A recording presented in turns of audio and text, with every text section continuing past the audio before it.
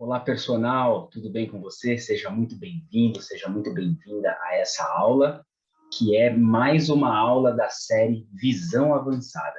E hoje a visão avançada vai ser sobre o peitoral menor, um músculo que fica ali meio esquecido, mas que ele tem uma importante relação com o ombro, com a postura, entre outros detalhes que nós vamos aprofundar, tá bom?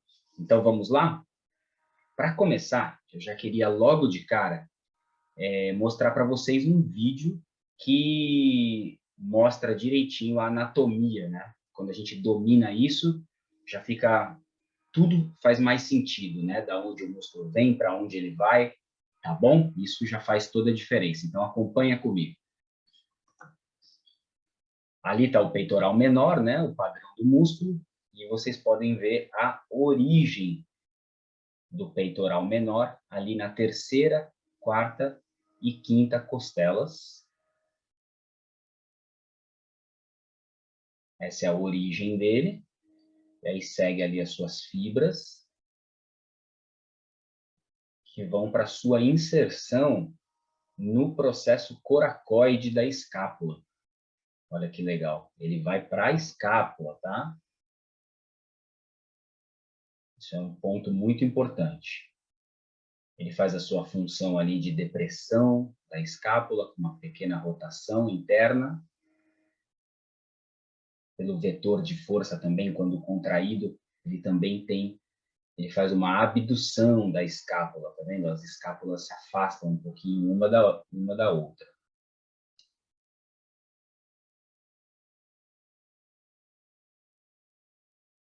Legal, né? Fica muito claro de ver.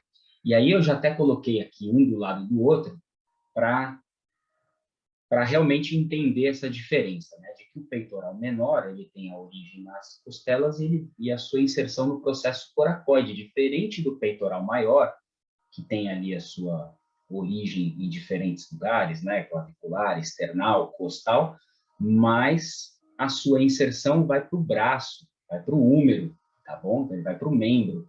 Então, é um músculo que é muito mais conectado ao movimento do braço, né? As flexões, o crucifixo, entre outros movimentos, bem como quando a gente falar mais para frente de alongamento, a diferença entre os dois. Porque um a gente tem que olhar para o braço, né?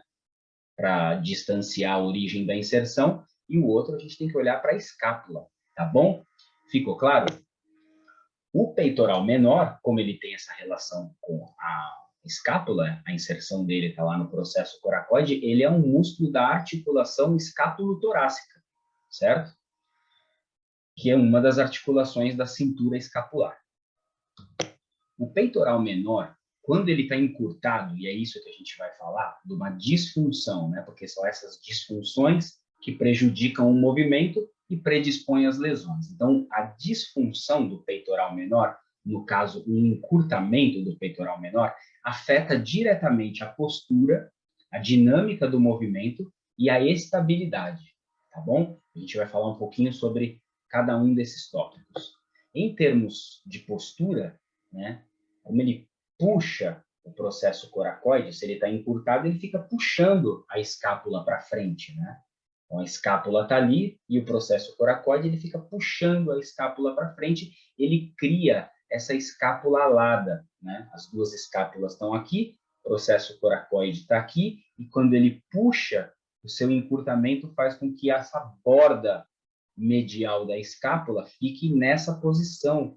Ele perde essa postura correta das escápulas ali conectados com o gradil costal e ele puxa a escápula nessa posição, criando a escápula alada. Então, esse é um bom indicativo até, né? Existe um teste de identificação de encurtamento do peitoral menor, né?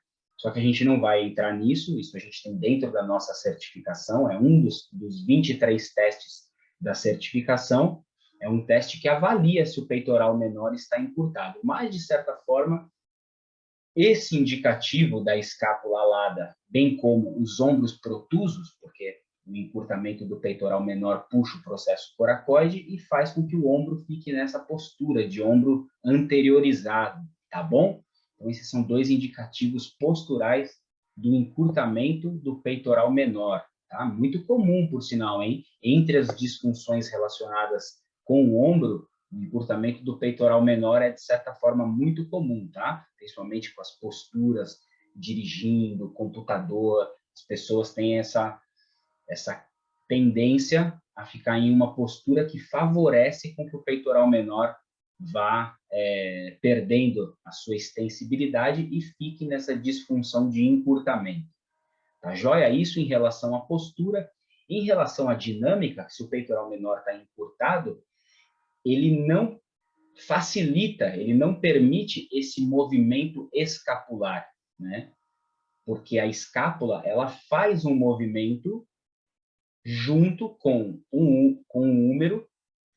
Quando tem o movimento do húmero, a escápula tem um movimento de rotação superior acompanhando o movimento do húmero, né? Que é o escápulo, é o ritmo escápulo-humeral. A gente vai falar um pouquinho mais disso. Se o peitoral menor está ali encurtado, prendendo o processo coracoide, ele dificulta esse movimento. Então, ele prejudica a dinâmica do movimento da glena humeral, consequentemente da cintura escapular, porque ele está ali não dando essa liberdade de movimento para a escápula. Tá bom? Ficou claro? Prejudicando, como eu já falei, o ritmo escápulo-humeral. Nessa imagem dá para entender bem. Quanto maior a flexão e a abdução ali do ombro, conforme vai aumentando esses graus, né? Quando chega lá no grau mais amplo que tem, de 180 graus, a gente tem 120 graus ali feito pela glena humeral e 60 graus feito pela escápula, para completar esse movimento amplo. Se o peitoral menor está encurtado, ele prejudica essa amplitude de movimento. Ele não deixa com que a escápula consiga completar esses 60 graus de rotação superior para liberar o húmero para fazer esse movimento. E aí, se a escápula fica presa, mas o húmero precisa subir, o que pode acontecer é a síndrome do impacto, que a gente também já vou mostrar para vocês. E no que diz respeito à estabilidade, também, porque lembrando aquele padrão articular, que nós já falamos muitas vezes, que o corpo funciona nesse padrão alternado de articulações que tem uma predominância de estabilidade e mobilidade, começando lá pelo pé, né? Estabilidade, tornozelo, mobilidade, joelho, estabilidade, quadril, mobilidade. E assim, sempre alternado para que o movimento corporal seja sempre harmônico, para a eficiência do movimento, tá bom? E essa é uma inteligência aí do nosso corpo de ter esse padrão. E esse padrão precisa ser respeitado, ele não pode ser quebrado. E a articulação escápulo-torácica, que fica ali, da escápula com o tórax, né, com as costelas, ela é uma articulação que tem a sua predominância de estabilidade. Então, ela precisa ter uma boa estabilidade para que essa harmonia entre os movimentos e as articulações ocorra. E se o peitoral menor está encurtado, não deixando que a escápula se posicione tão bem, não dando liberdade para aquela parte dinâmica que nós falamos agora anteriormente, o que acontece é que ele também não permite que essa articulação fique estável. Por mais que tenham músculos que são responsáveis pela estabilidade da escápula, alguns músculos, né, como trapézio, serrátil anterior, os romboides, tem os músculos que sustentam ali a escápula e dão essa estabilidade para a escápula, a gente tem um outro músculo ali que fica inserido na escápula, que é o peitoral menor, puxando a escápula numa posição disfuncional, onde ela não tem estabilidade dinâmica para aquele movimento do ritmo escápulo-humeral, bem como estabilidade ali da sua articulação bem posicionada. É impossível manter a articulação estável quando se tem um músculo ali encurtado, puxando ele numa posição não favorável. Ficou muito claro? Relembramos esse padrão de estabilidade, tá bom? Então, ali dá para ver muito bem nesse videozinho, ó, quando o peitoral menor está encurtado, ele puxa ali o processo coracoide, levando essa protusão, né, dos ombros e levantando aqui a borda medial da escápula, criando aquela escápula alada que nós já comentamos. Certo? E também é o que eu falei da síndrome do impacto. Pensa que o peitoral menor fica aqui, tá vendo? No processo coracoide e vai lá para as costelas. Se ele está encurtado, ele não permite esse movimento da escápula, né? E aí o acrômio da escápula que está aqui em cima fica mais fácil que haja o impacto do húmero com o acrômio, que é a síndrome do impacto. Uma disfunção, uma causa muita dor nos alunos, é uma lesão, isso pode se intensificar muito. Então, se o peitoral menor não dá liberdade de movimento para a escápula, a gente acaba acentuando essa síndrome do impacto. Tá bom? Isso fica muito claro. Então, chegamos à conclusão que o encurtamento do peitoral menor, ele compromete a postura, a mecânica, né, o movimento e a estabilidade da articulação escápulo-torácica, certo? Então, de forma muito clara, a gente pensa, certo, e como nós podemos corrigir essa disfunção? Né? Essa é a nossa pergunta e qual a estratégia que nós devemos agir. E, de certa forma, como eu já citei, se o músculo está nessa posição e está criando essa instabilidade, nós podemos pensar em músculos que têm uma ação antagônica que tornam ali a estabilidade da escápula possível. Como eu comentei, o trapézio, principalmente o trapézio inferior, serrátil anterior, porque ele está preso ali na borda medial da escápula. Então, aquela escápula que está alada, né? Aquela escápula que está alada, o serrátil que fica preso na borda medial, sendo acionado, pode levar de volta a escápula numa posição adequada. Correto? Então, tem esse pensamento em ativação de músculos que são relacionados com a estabilidade escapular. Isso tem muito sentido, isso é importante, não deve ser esquecido, mas não é o primeiro passo, não é o primeiro pensamento que nós temos que ter, tá bom? Porque senão fica uma briga de forças, né? O peitoral menor encurtado, pondo a escápula numa posição inadequada, e isso gera esses problemas que nós já comentamos de postura, dinâmica e estabilidade, e a gente fica pensando em contrair músculos que possam melhorar essa estabilidade. E aí fica essa briga de forças e esse não é o primeiro passo, essa não é a primeira estratégia.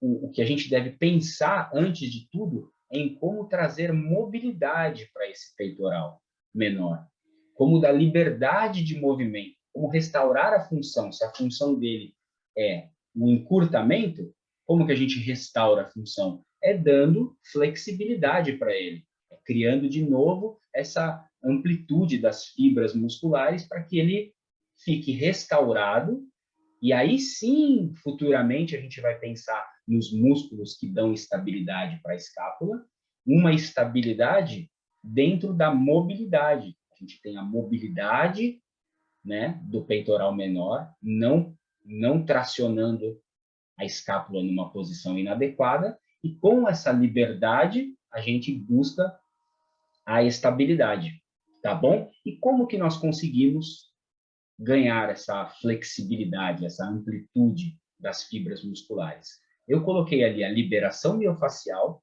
e o alongamento. E por que eu coloquei a liberação miofacial primeiro? Porque quando o músculo está encurtado, né, quando ele está encurtado, e mesmo às vezes quando ele não está encurtado, a gente sabe que a miofáscia, esse tecido reveste o músculo, né, ele fica conectado com o músculo, até entre as fibras também, todo esse tecido miofacial.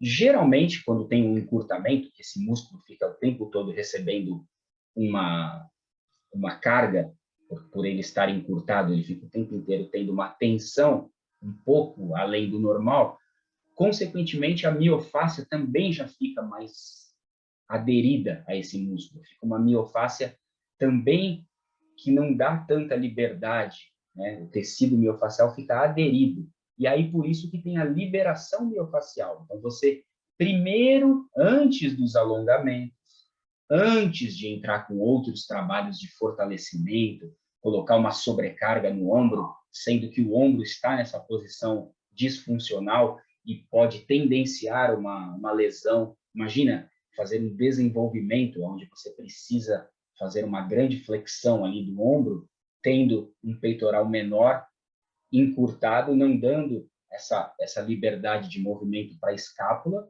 e aí com sobrecarga na mão, a agressão que pode ter ali gerando um impacto, né, do húmero com o acrômio, sem contar essa instabilidade da articulação para diversos movimentos, para quem joga tênis, para nadadores, tá bom? Então, antes de pensar em ganhos de hipertrofia, de força e a própria flexibilidade, é muito bem-vindo antes a gente trabalhar a liberação miofascial, tá bom? A liberação miofascial para o peitoral menor, uma das melhores estratégias, eu trouxe aqui para vocês um vídeo, é utilizando uma bolinha, tá bom? Uma bolinha que seja rígida, ela não pode ser muito flexível. E só para ficar claro, esse vídeo eu achei interessantíssimo, eu quis trazer para vocês, é uma parede de vidro, tá? Não tem nenhuma mágica ali não, mas para demonstrar melhor aonde posicionar a bolinha e como ficar fazendo esses pequenos movimentos para atingir a miofáscia do peitoral menor, tem essa estrutura aí, que é uma parede de vidro, tá bom? Então, vocês lembram ali da anatomia que eu mostrei para vocês do peitoral menor, então é posicionar a bolinha, aprofundar, então você tem que pôr carga nessa bolinha, sentindo que a bolinha atingiu ali o músculo peitoral menor, que é mais profundo do que o peitoral maior, então por isso que tem que ter essa pressão sobre a bolinha, para que consiga atingir a miofáscia do peitoral menor, e aí vai fazendo pequenos movimentos. Pode tentar sentir se tem algum ponto com maior restrição, e vai fazendo pequenos movimentos atingindo a miofáscia do peitoral menor. Faz de um lado, faz do outro também, tá bom? O tempo é aquilo, o tempo de execução varia de acordo com a disponibilidade que você tem com o teu aluno, da necessidade. Se o aluno tem um peitoral menor muito encurtado, essa tem que ser a sua primeira preocupação, né? Por ordem de prioridade. Então, a sua prioridade é liberar a miofáscia para sequencialmente entrar com um trabalho de alongamento. E aí você vai gastar mais tempo da tua aula fazendo liberação miofascial e alongamento do peitoral menor, porque você tem uma urgência, uma prioridade de restaurar essa função para daí sim você poder caminhar com outros exercícios, as remadas, os desenvolvimentos, colocar sobrecarga.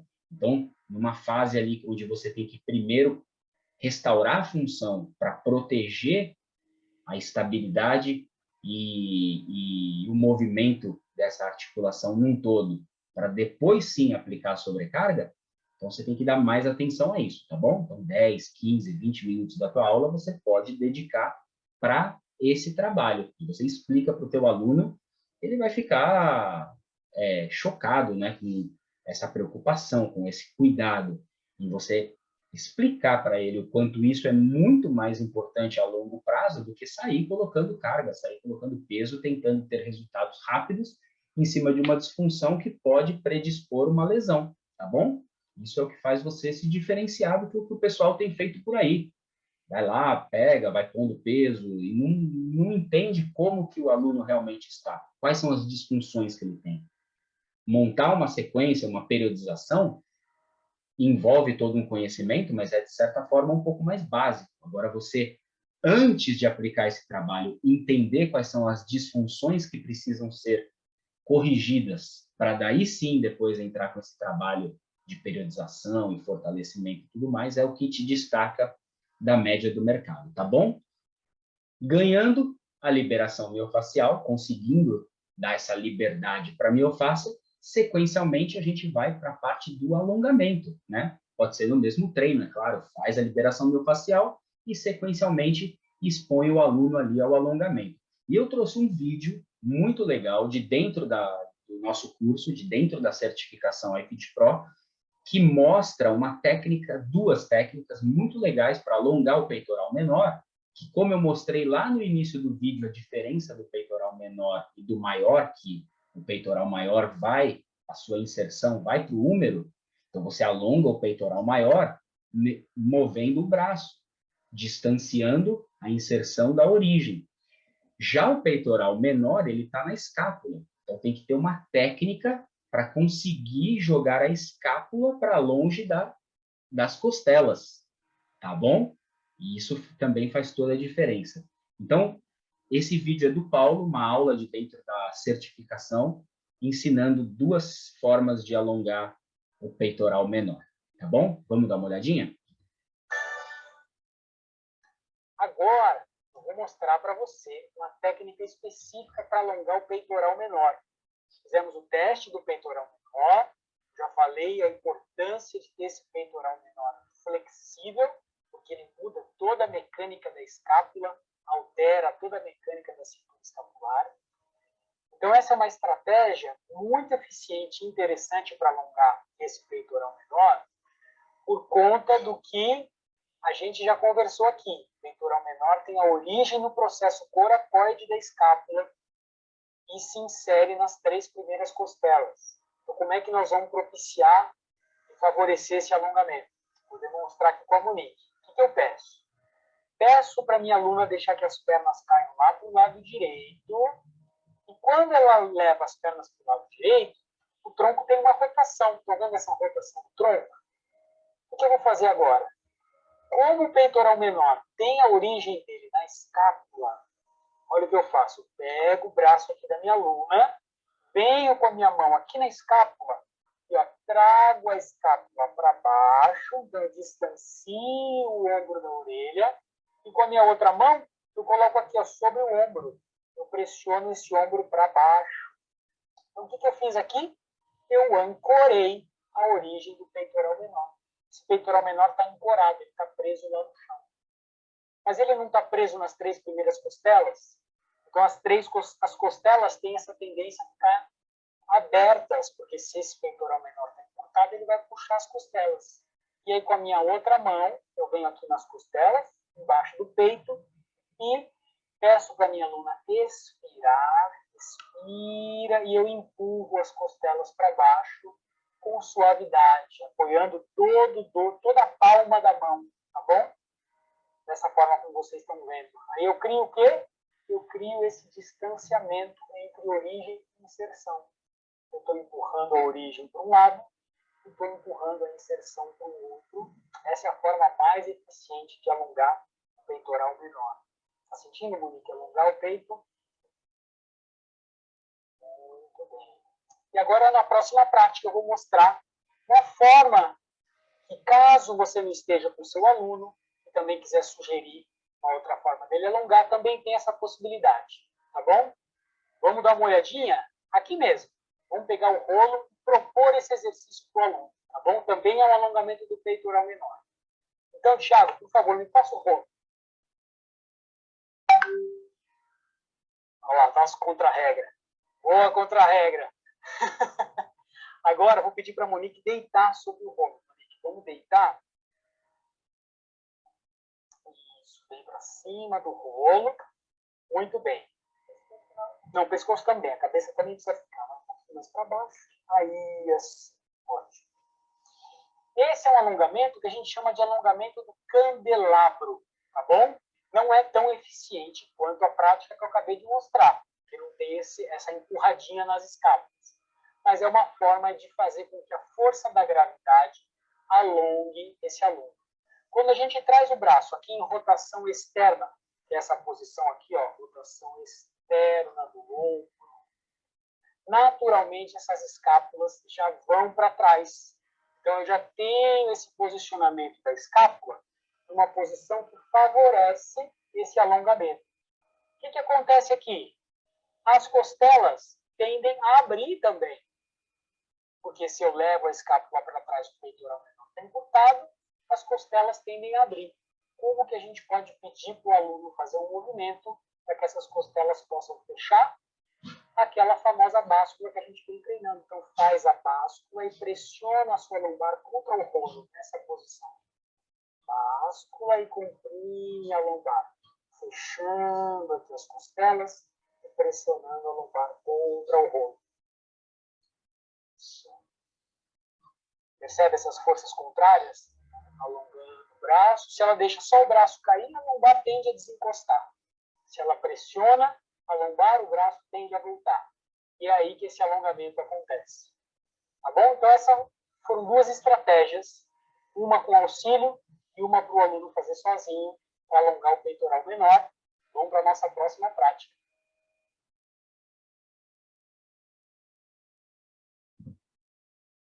Muito legal, né, pessoal? Então, ficou um vídeo super didático, né? E essa é a estratégia. A gente primeiro entender, né, sobre a anatomia do peitoral menor, entender o que o seu encurtamento, né, o que a sua disfunção causa, e trabalhar esse passo a passo para restaurar a função, através da liberação miofascial e dos treinos de alongamento. E vai fazendo isso repetidas vezes com seu aluno, varia de caso para caso, quem tem o peitoral mais encurtado, essa posição de alongamento já é um pouquinho mais difícil de fazer, o aluno não consegue colocar as escápulas tanto lá para trás, ou as costelas sobem muito. Então, dependendo de cada aluno, é um pouquinho diferente, mas aí entra dentro, né? Entra no programa de treinamento, vai acompanhando ali o seu aluno e propondo sempre essa liberação miofascial, bem como esse alongamento do peitoral menor através das escápulas e não através do braço, tá bom? Isso é muito importante, é um conhecimento que faz toda a diferença para você, certo? Muito obrigado, espero que você tenha gostado bastante dessa aula, que você já consiga colocar em prática com seus alunos, tá bom? Já dá uma olhadinha naquele teu aluno que tem aquele ombro protuso, uma escápula alada, e propõe, realmente explica para ele isso, entra com essas correções que você terá ótimos resultados. Se você gostou dessa aula, já deixa o seu like, e muito obrigado e nos vemos na próxima aula. Valeu!